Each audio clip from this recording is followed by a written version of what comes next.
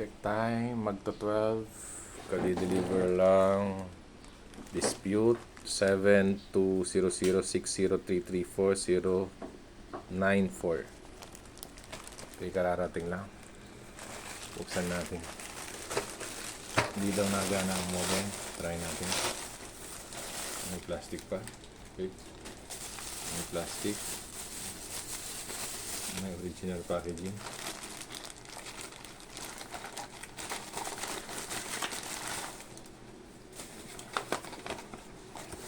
Butas pa. Laglag na. Okay. Testing natin. Ito ang modem. Saksak natin. Lagyan natin ang SIM. Testing kung sira. Okay. Saksak natin. Ayan, umilaw. Saksakan natin ng lahat. Tingnan natin sa akin, umilaw. Umilaw ba? Kita, di ba? Umilaw. Saksakan natin ang LAN. Okay, check natin.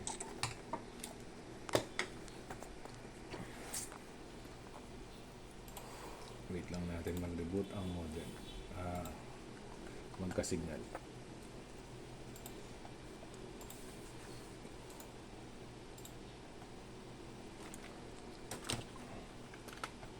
Paano mo nang pabili siya namin? Ano? Yung sa ano? Anong edit ginamit mo? Yung video ni AJ dati. Pabilisin mo rin yan.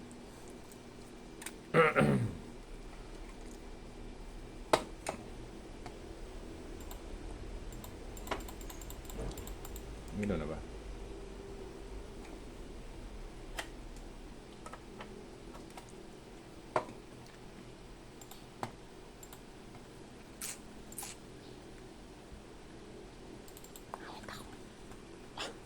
Umupo ka. Open natin sa ayan o. So, LTE connected. Ayan o. LTE connected. Okay naman, may palo. May Mbps. Ayan o. May signal status. Valid service siya. Ayan o. Tataas ko. Ayan o. Ano ba ito? Tayo lang. Ulo itong ngayon. Naknam po tahang tayo. Ayan. Internal status. Okay naman o. Lahat may parameters. Okay siya. Login tayo. User. Next. Agree. Next. User. Finish. So, ayun yung modem. Ayan o. May palo siya. LTE SIM. Ayan o. Okay naman. So, punta tayo ng Wi-Fi basic. Ayan. Ito yung password niya. Ayan. Globe at home 06C8. Password DNL7QTQ519. Ito po yun. Ayan. Use po itong binili niya. Use. Ayan o. DLE06C8. Ayan po yung password niya. Ayan.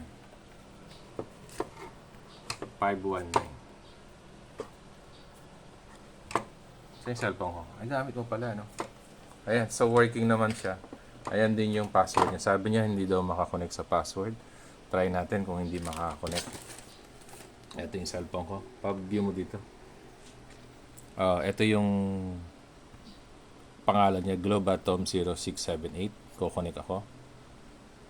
View ko yung password. Ang password niya is DNL7Q TDQ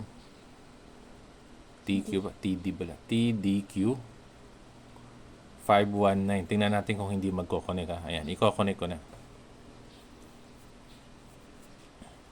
Ayan o. So, connecting siya. Tap to shared password. Connected na siya. Ayan o. Connected siya. Globe at home. Ayan o. Connected siya. So, okay siya. Ayan o. Connected siya. It's working. Sige, cut mo na. Upload natin sa YouTube.